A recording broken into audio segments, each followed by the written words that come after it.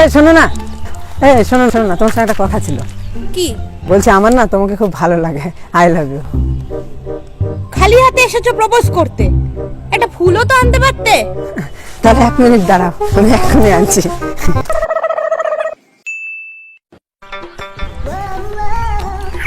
I love you. ফুলকপি দিয়ে কে propose করে? আমি করি, আমি।